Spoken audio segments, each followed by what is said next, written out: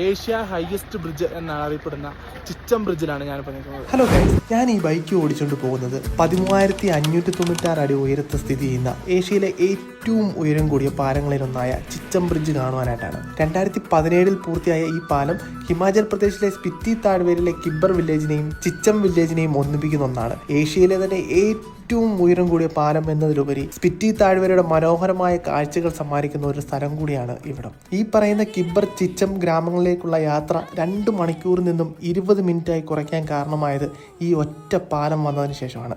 Adventure ട്രിപ്പൊക്കെ ആഗ്രഹിക്കുന്ന ഏതൊരാൾക്കും ഇങ്ങോട്ടുള്ള യാത്ര എന്ന് പറയുന്നത് മനം കവരുന്ന ഒന്ന് തന്നെയായിരിക്കും. കാസയിൽ നിന്നും ഏകദേശം 19 കിലോമീറ്റർ മാത്രമേ ഉള്ളൂ ഇങ്ങോട്ട് വരുവാനായിട്ട്.